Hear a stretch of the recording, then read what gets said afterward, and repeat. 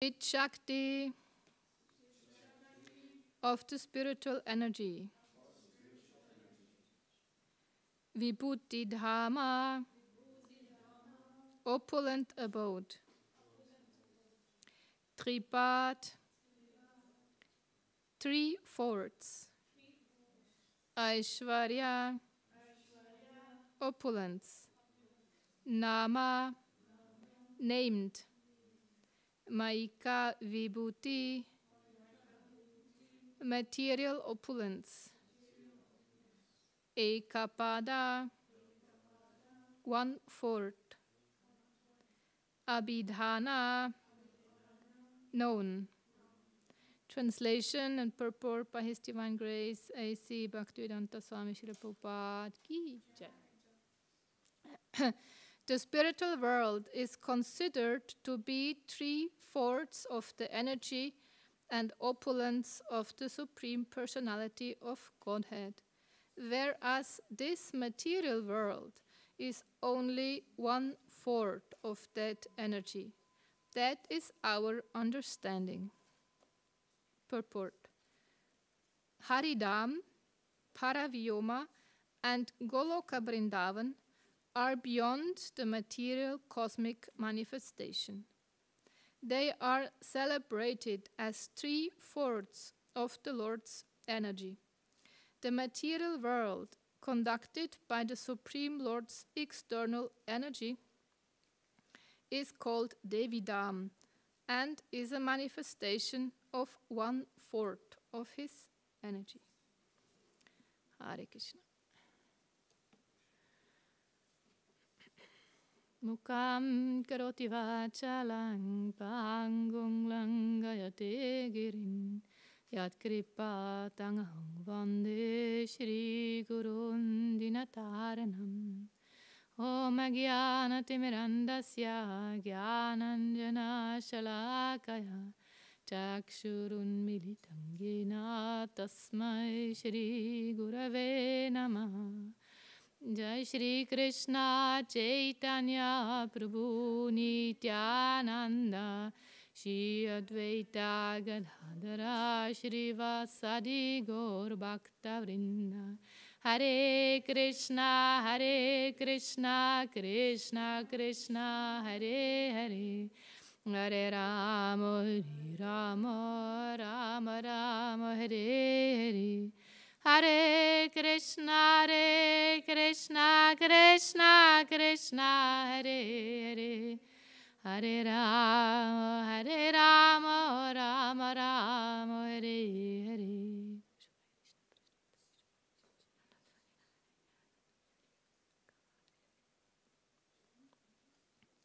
So I'm repeating again the verse.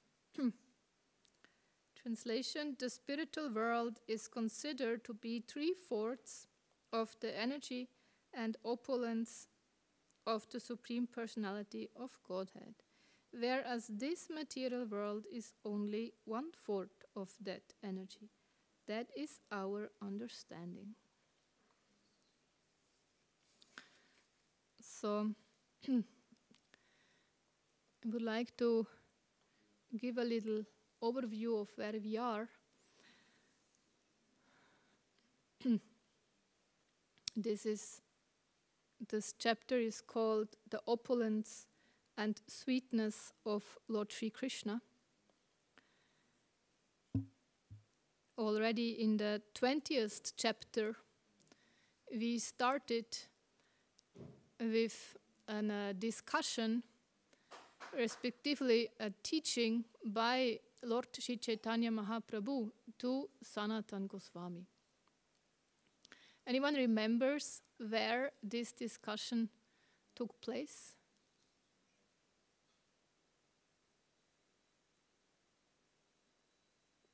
No? Sorry, I cannot see because of the sun rays, yes? Varanasi, yes, thank you. Varanasi, Benares, nowadays Varanasi.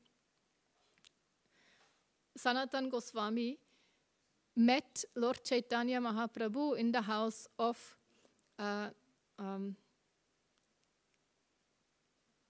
Tapan Mishra, and later they went to visit Tapan Mishra. Lord Chaitanya Mahaprabhu was staying in the house of Chandrasekhar, and together they were invited for lunch in Tapan Mishra's house later on.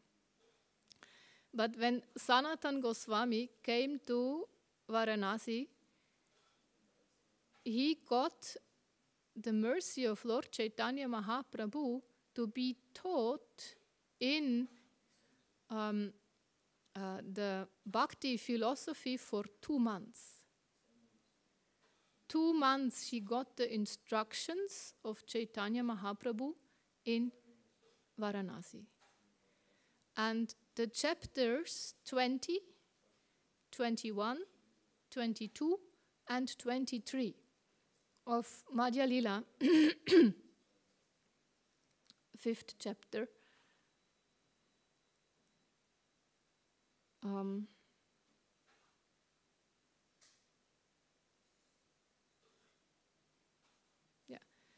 chapter 20, 21, 22, and 24. They are speaking about the instruction of Lord Chaitanya Mahaprabhu to Sanatan Goswami.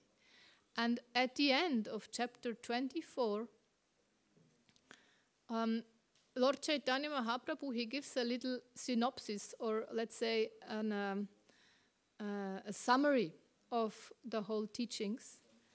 And that is also a summary of the later book, what was composed by Sanatan Goswami, which we know as Hari Bhakti Vilas. Yeah? All the teachings what Sanatan Goswami received from Lord Chaitanya Mahaprabhu during these 2 months, he transformed, so to say, in a book, which is quite a voluminous book. It has 6 volumes, I believe, Hari Bhakti Vilas. It's a compendium for us to learn from about mostly Sambandha Gyan. Yeah? Sambandha Gyan, anyone knows what that means? Yes, Brian? Right. The relationship between the Jiva or the Bhakta, yeah, with the Lord, Bhagavan, and also some of the activities. Actually, Sanatan Goswami mentioned many activities also. This is already going into the aspect of Abhideya, the process of how to perform devotional service.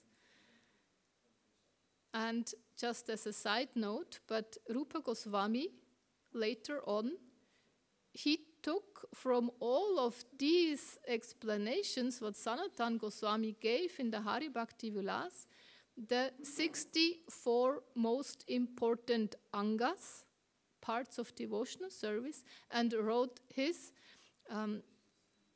Bhakti Rasamrita Sindhu. Yeah?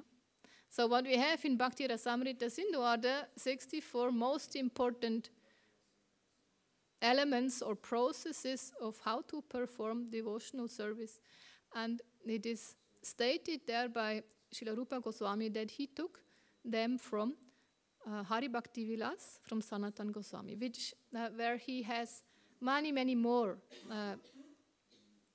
processes mentioned how to engage in devotional service. But mainly the Hari Bhakti Vilas speaks about the relationship. This is what Sanatan Goswami stands for. He is the Sambandha Acharya. He is the one teacher for us who speaks about our relationship with the Lord. The Jiva has an eternal relationship with the Supreme Personality of Godhead. And actually, does someone remember the first question what Sanatan Goswami asked Sri Chaitanya Mahaprabhu? Because that question is signifying the whole topic of Sambandha Gyan. Yes, Sanjay Prabhu? Ke ami, who am I? Who am I? One of the most important questions to be asked. And Lord Chaitanya, he did not just say, Jai Nishingre. Hare Krishna. He did not just say, you are the brother of Rupa and Anupam. You were in the service of Hussein Shah.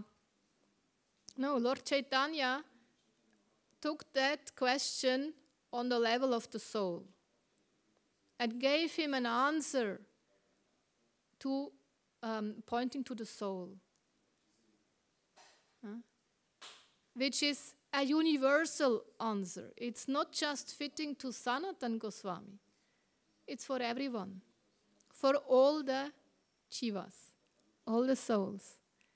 Doesn't matter if they are embodied in a human body, or in an animal body, or in a plant body. It fits for each jiva. And the answer was Chivera Svarupa Haya.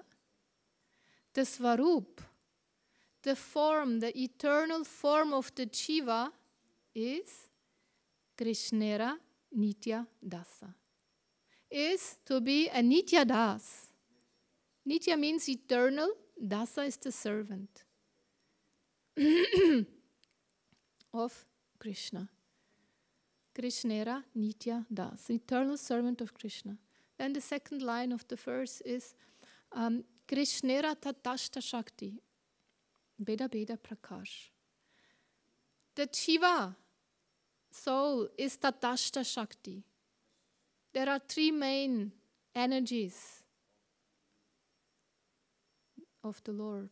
It's the internal, the Antaranga Shakti, then the external energy, the Bahiranga Shakti, material energy, and then the in-between is Tatashta Shakti. This Tatashta is sometimes under the influence of the external energy and sometimes under the influence of the internal energy. It is oscillating between the two. It cannot be independent. It is either under the influence of the material energy or under the influence of the spiritual energy. This is the free will of the jiva. It can decide, do I want to be under the influence of the material energy, or do I want to be under the influence of the spiritual energy? This is the only free will. Do I want to turn to Krishna? Antaranga Mukha. Mukha is the face. Antaranga, we just heard Antaranga Shakti, is the internal energy of the Lord. Do we want to turn our face inside, where we find the Lord in our heart, and we start our relationship with Him in performing devotional service? Or we want to have Bahiranga Mukha, the face turned away from the Lord? Then we are under the influence of the Bahiranga Shakti, the external energy of the Lord. This is our free choice. This is how much the free choice is going. It's not much, but it's important, very, very important. And Lord Chaitanya, he tells to Sanatana Goswami, the jiva is an eternal servant of the Lord. And it is Tatashta Shakti, it's the marginal energy of the Lord. And Beda Beda Prakash. It is same and at the same time different from the Lord. How is the jiva same to the Lord? It is of the same quality. Sat, Chit, Ananda. Sat means eternal, Chit full of knowledge, Ananda full of bliss. So the jiva is same in quality with the Lord. But the Lord is different in quantity to the jiva. The Lord is Vibhu, unimaginably big, opulent. Here we are in the Vibhuti chapter, the opulences of the Lord. There is also a chapter, Vibhuti Yoga chapter in the Bhagavad Gita, who speaks about the opulences of the Lord. So the Lord is Vibhu, is unimaginably big. And the soul, the Jiva, is Anu, unimaginably small. Yeah. So we are same, the Jiva is same with the Lord in quality and also in desire. Yeah. The Atma also wants to experience bliss. Yeah. But due to our turning away from the Lord, due to our Bahiranga Mukha, our face is turned away from the Lord, we look for bliss in the Jagat Ananda. Yeah? Jagat, maybe you know that term, Jagannath is the master of the universe. Yeah, Henrik? And Jagat? Yeah, universe, yes. And Jagadananda is the bliss derived from the material universe. Yeah? It's very limited, very temporary. Dukhalayam shashvatam. Yeah? It's full of suffering. We hear from Bhagavad Gita, and it's ashashvatam, temporary. Very fleeting. And our life is very fast going.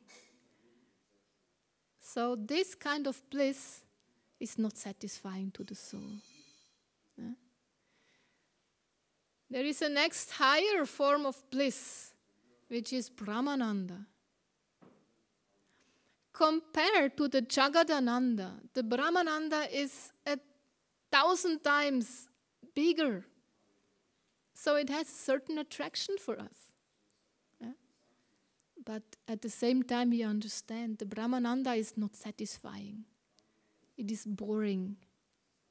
Prabhupada once was in an airplane, and he was looking out into the blue sky. And those of you who have experience in flying in airplanes, they may understand what Prabhupada said. And he was looking out, he said, this is like the Brahmananda. This blue, you can look at it for a certain while, but after some time it gets boring. It's just blue. Nothing, it's just blue, blue, blue. Maybe some cloud underneath, but where the airplane flies, it's just blue sky. It gets boring after some time. So there is another, a more higher kind of bliss. It's the highest bliss achievable. This is Premananda. For someone who is experiencing Premananda, the Brahmananda, which is unlimitedly big compared to the Jagadananda, shrinks together on the that it fits into a hoof print of a calf. It's like the water when we compare the vast ocean of Brahmananda, the bliss of Brahmananda with a vast ocean, then it shrinks together. That vast ocean shrinks together so that the water fits into the hoof print of a calf. So insignificant is Brahmananda compared to Premananda. And Premananda is the soul's, we cannot say birthright because the soul has no birth. It's the soul's constitutional position. Nitya Siddha, Krishna Prem, Sadhya Kabunai, Shravanadi Shuddha Chitte Karya Udai. Krishna Prem, this Premananda, is already Nitya Siddha, is eternally perfected in the soul. Each soul has that ability. We don't need to hover around on the level of Jagadananda, life after life, trying hard to get some kind of happiness, which is always tinged with suffering. Yeah? Prabhupada said in this material world there is no real happiness. Yeah? It's just an absence of more suffering, intense suffering. Yeah? The Brahmananda for us is not a choice. We understand. The Jiva is, the Jiva's nature is to go in relationship. Yeah? Like Krishna. Krishna is the Raj, the king of all relationships. He's the Rasa Raj. Rasa is the taste, what we derive from the relationship with one another. And the Lord derives the highest bliss in exchange with his devotees. Therefore, he's Rasa Raj. He's the king of all tastes. And the soul has that desire also. The soul is yearning for loving relationships, for exchange. So the Brahmananda is not a choice. But the Premananda is there for all of us, already waiting in a dormant state. What does the verse says? Nitya Siddha Krishna Prem. So the Krishna Prem, the Premananda, is there already in perfected state in the soul. Shravanadi. Adi means and so on. Shravan comes from the 9 processes of devotional service mentioned by Prahlad Maharaj. Shravanam, Kirtanam, Vishnu Smaranam, Padanam, Dasyam, Sakyam, Vandanam, Arjanam, Atmani Vedanam. These 9 processes which Prahlad Maharaj names in the 7th Canto Bhagavatam. If we perform these processes, Shravan Adi, starting from Shravanam and so on, what happens? Shuddha Chitte. Chitta is the heart and the consciousness. Shuddha, it becomes purified. And what happens if the heart and the consciousness is purified? Karya Udai. Udai means awaken. Yeah? What awakens? Krishna Prem. Yeah? So this is the soul's task. Yeah? To engage in devotional service, starting from Shravanam, hearing, most important. Yeah? Because it directly, the transcendental sound vibration enters the ear and goes directly to the heart. Yeah? And Bhaktivinoda Thakur, he says, this vibration, especially from the holy name, enters the ear, goes down to the heart and purifies the heart and manifests Goloka Vrindavan in the heart. And then the holy name takes us. He takes the Jiva right there to Goloka Vrindavan and shows to the Jiva his eternal form. Yeah? So therefore Shravanam is most important. And it depends upon each one of us up to in the way how we engage in these 9 processes mentioned by Prahlad Maharaj, or the 64 processes given by Rupa Goswami in Bhakti Rasamrita Sindhu, or all the processes given by Sanatan Goswami in Hari Bhakti Vilas. It depends on us how much, how eagerly we engage in performing these activities, that the heart becomes purified. And the faster the heart is purified, the more Karya Udai, Krishna Prem, is again awakening in our heart. So this is what actually Sanatan Goswami was asking, Keami, who am I? And then Lord Chaitanya gave the answer, you are an eternal servant of the Lord. You are the marginal energy of the Lord. You are same and at the same time different from the Lord. And then he started to explain over 4 chapters, and these are very long chapters. Bhagavatam has much shorter chapters, but in Caitanya-caritāmṛta there are 300-400 verses in one chapter. So very, very long chapters, and we heard for 2 months Chaitanya Mahaprabhu was teaching Sanatana Goswami, in the matter of Sambandha Gyan. And after that, Sanatana Goswami was ordered by Chaitanya Mahaprabhu to go to Vrindavan, where he met with Rupa, and he was establishing the worship of Radha Madan Mohan as the Sambandha deities, and was engaging in writing literatures such as Hari Bhakti Vilas.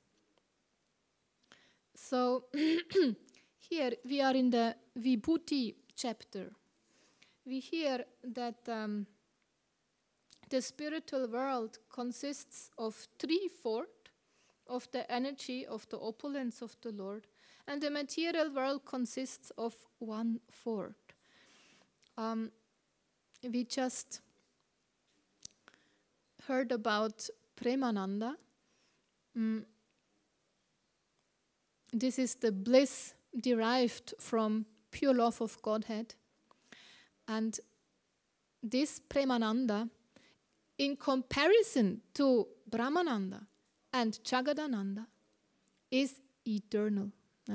Brahmananda is temporary, the soul cannot remain there, it falls out, luckily, otherwise we would die from boredom. And the Jagadananda, we understand, is also extremely temporary. But the Premananda, Jagadananda Das Pandit explains in Prema Vaivarta that Premananda is expanding, is like an ever-expanding, shoreless ocean of nectar. Can we imagine something like that? Yeah? An ocean which is shoreless cannot be imagined. Yeah? And that ocean is not stagnant. It is always expanding. Yeah? It keeps expanding. So much so that even Krishna himself is experiencing newer and newer forms of bliss every day. We may think, yeah, Krishna is the origin of everything, so he must know the bliss, what is possible to experience, but he doesn't. In exchange with his bhaktas, it's like a competition. It's described with in Caitanya-caritāmṛta also that he has like a competition with Srimati Radharani, that he is trying to please her, and then she is trying to please him, and again back and forth, and they are amazed about the bliss what is derived from their giving happiness to each other. So this is limitlessly going on, expanding further and further. And now imagine, it is said in the northeast corner of the spiritual world, there is a black cloud. It's a black cloud.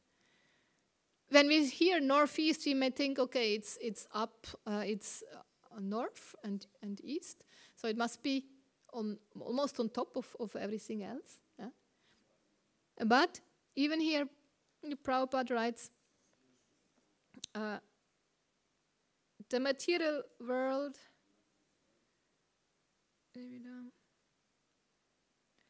let's see, Haridham and Goloka, Vrindavan are beyond the material cosmic manifestation.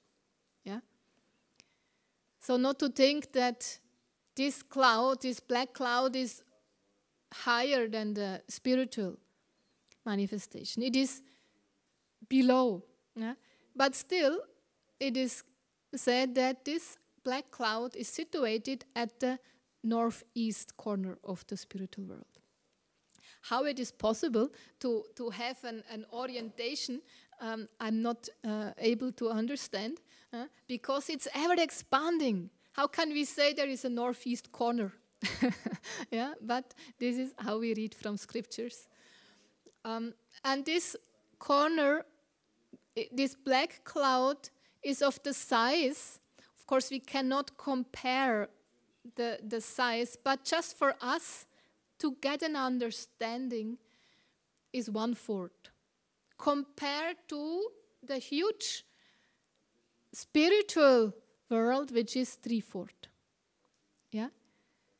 This is just like we hear the understanding of the size of a soul. It's a 10,000th still of a tip of a hair. Also this, it's not, the soul is not to be measured. Yeah? But for us, since we have little analytical brains, we need to have something, yeah, to fix it, to understand, this is the size of the soul, or this is how the spiritual world is in comparison to the material world. What we learn from that is that the material world is much smaller than the spiritual world. Yeah? But this material world is already for us unlimitedly vast. When we hear how Mahavishnu, with each breathing, is breathing out unlimited amounts of universes. And our universe is one of the smallest. Yeah? There are universes which are much, much bigger than ours, but ours is already seemingly unlimited. So for our tiny little brains, this is not to be grasped. This is just mind-blowing. But compared to the material realm, the spiritual realm is unlimitedly bigger. Yeah? And it is full of Vaikuntha planets. Kunta means a place of anxiety. The material world is Kunta Loka. Yeah? It's the place of anxiety. The spiritual world is Vaikuntha, is free of anxieties. Yeah? There are unlimited Vaikuntha planets where different Narayan forms are presiding. And beyond even the Vaikuntha planets, there is Haridham, or Goloka Vrindavan, which is shaped in a huge lotus with many, many petals, where we have 3 categories. The most, how to say, when we look from the middle, the one abode most at the endings of the petals is Ayodhya Dham. Yeah? And if you go a little more to the center, we come to Dwaraka Dham. And if you go more to the center, we come to Vrindavan Dham. Yeah? Goloka Vrindavan, where the Supreme Lord eternally resides and plays with his loving associates. In the beginning of this chapter 21, there were few verses describing this Vaikuntha. Let me see.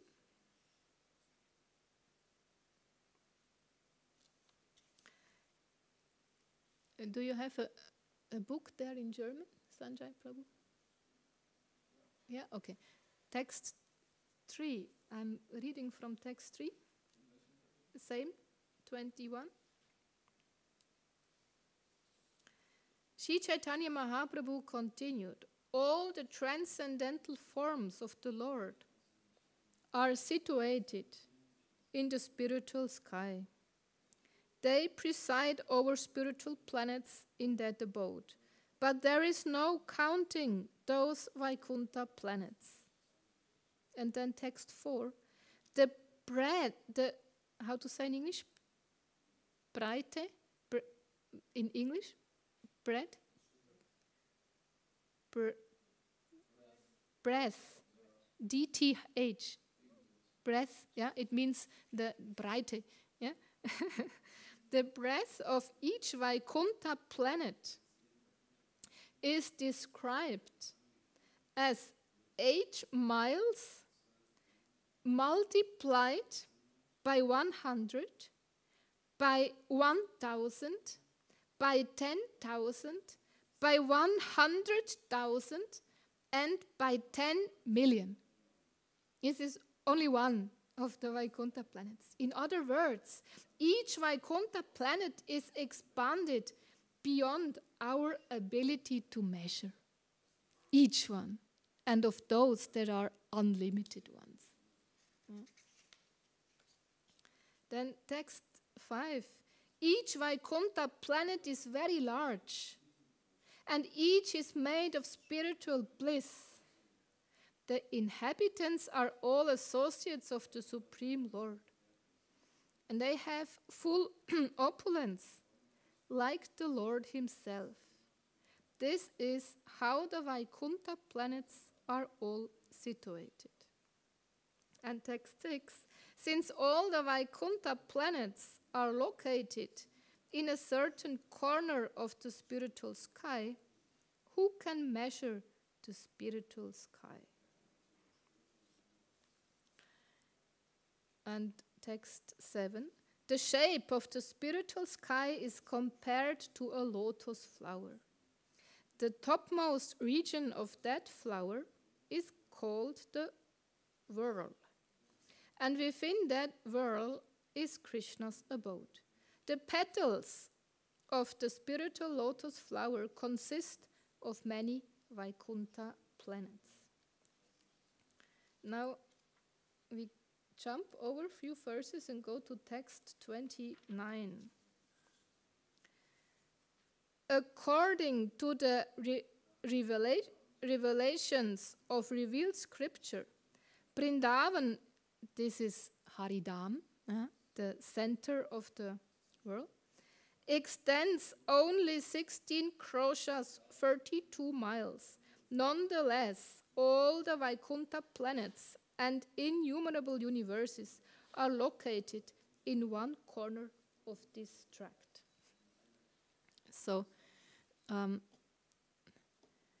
this also, of course, is the Vrindavan situated here on the material plane, where we see that Vrindavan, the abode where the Lord has his eternal pastimes, manifested on this in this universe, is even higher than all the Vaikuntha planets. And in this Vaikuntha, respectively in this Haridam, in this highest abode, the Lord plays with unlimited cowherd boys and unlimited amount of cows and unlimited amount of cowherd girls. Now, we may ask, why do we have to study all that? Yeah? It is quite complex, this Vaikuntha Dham. And for us, difficult to grasp, even impossible. But what does it matter for our relationship to the Lord?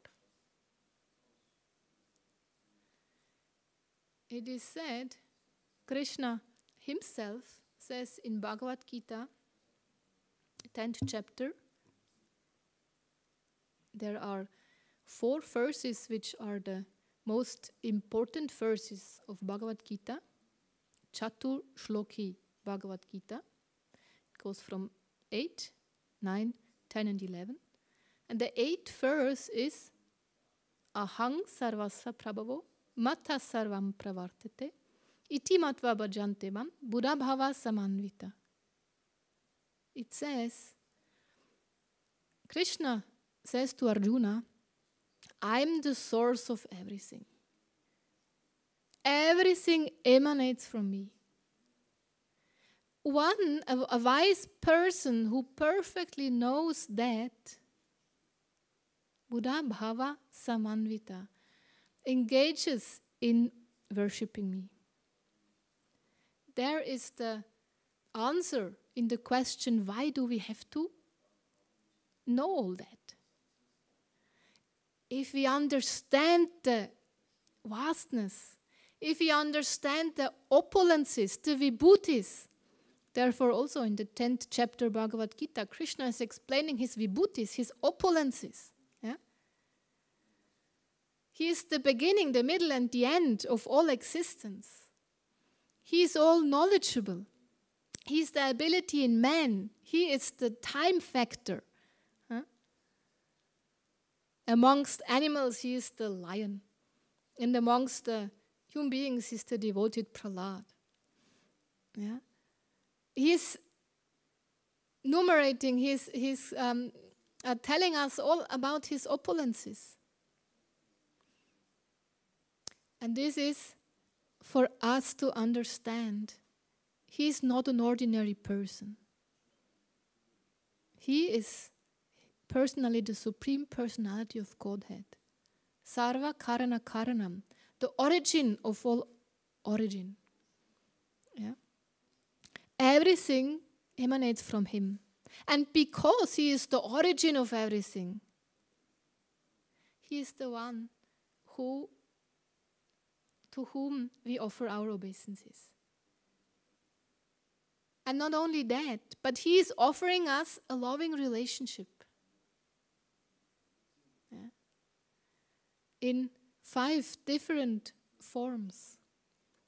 As a servant, as a in a neutral position, or as a servant, as a friend, as a parent, or as a conjugal lover. This capacity is there. Yeah? And before we can enter these relationships, we have to understand who we are and who Krishna is. Sambandha. Yeah? We have to understand the nature of the Lord, that he is Vibhu, unimaginably big. And we are Anu, unimaginably insignificant, small. Yeah? And he is the loving Lord with whom we have an eternal relationship. And iti matva bhajante mam. If we know that, bhajante mam, we go to worship the Lord. We don't want anything else than just to bow down to that merciful Lord and offer him our worship. Therefore, it is important for us to also hear about technical things like how the universe is created, 5th Canto Bhagavatam, how the spiritual world is manifested with so many different planets and how that all fits together. Yeah, it's mind-blowing. It's not for us to understand. But it shows us the vastness of the Lord, the unlimited powers of the Lord. And that makes us bow down, makes us approach his lotus feet in devotional attitude, in a surrendered attitude, and engage us in his loving service.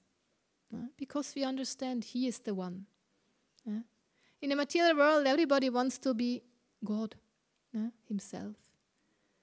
But when we hear about the greatness of the Lord, we understand, no, we are just the 10,000th of a hair tip. Yeah?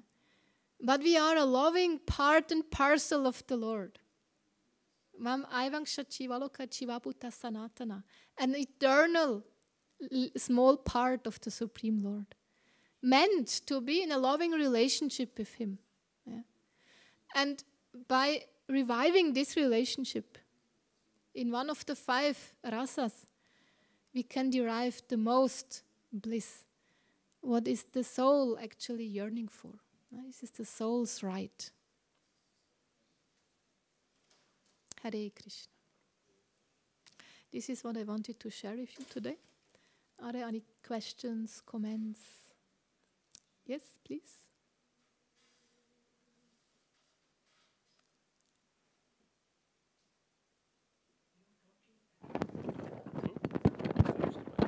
We will get a microphone.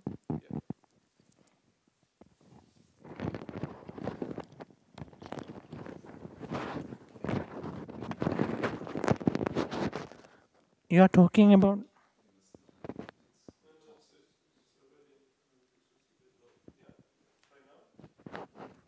Hello? You're talking about how our universes and planets are explained in Srimad Bhagavatam. I have read that section. I didn't read Srimad Bhagavatam completely. But even now, many people and many scientists are saying this is pseudoscience. And they cannot understand completely the way described in Srimad Bhagavatam. And I read the structure, and I went to Mayapur last year. They are building a temple of planetarium. Yeah. And in the modern scientific way also, can we understand Srimad Bhagavatam universe structures? Can you tell this? Thank you for this question. I'm not a scientist. I'm approaching Srimad Bhagavatam from a devotional perspective. And when we try to understand what the philosophy is given in the Srimad Bhagavatam from a material perspective, it's very difficult. Very, very difficult. It is like you get a jar of honey, and you get described how sweet the honey is in all details. But you will never understand the sweetness of the honey just by hearing the description. Until we taste it. True. And how you taste it? It means you need to make an endeavor yourself. Yeah? You need to go, you need to take the jar of honey, you need to open it and to try to come to the honey and taste it. It's not so easy. Sometimes the honey jar is very thick, strongly closed, and you need to endeavor to open it. And the honey may be very hard, and it needs time to take it out and to try it. Yeah? Okay. But this is the process of bhakti.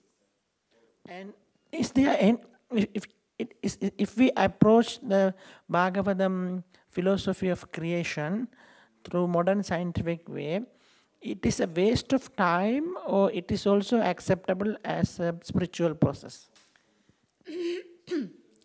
See, we would need a scientist to... There are scientist devotees who can explain that very detailed.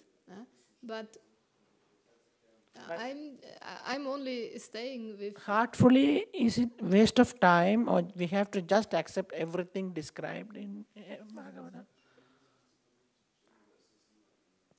If you want to understand it from a scientific point of view, then you may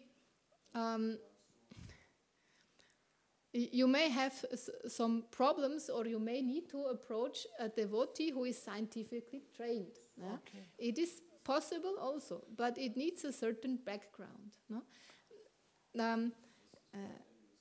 For us to understand is Krishna is big, is unlimitedly big.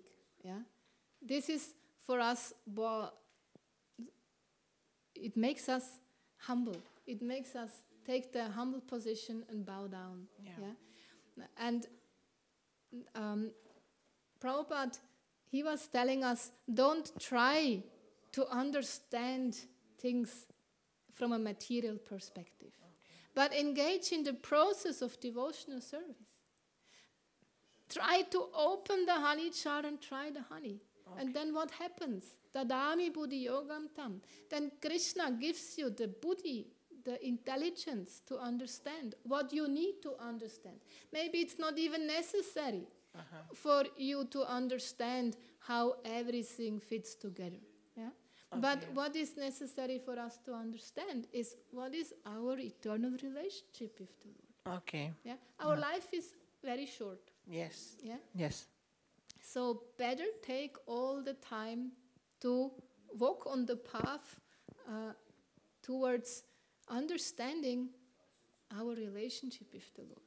Okay. And when we hear descriptions about the universe, we can simply understand the Lord is unlimited. It's unlimited, is Vibhu, is unlimitedly big. Yeah? And we are Anu, unlimitedly insignificant small. Okay. But there are devotees who are scientifically trained, who could have a, who definitely have a scientific approach to that. Okay. But I cannot give that. Thank you, Mataji. Hare Krishna. Yes. Who else want this? Mataji, there in the.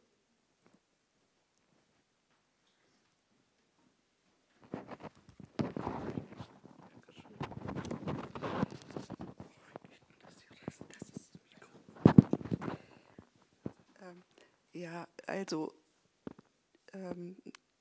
erstmal danke für diesen interessanten Vortrag.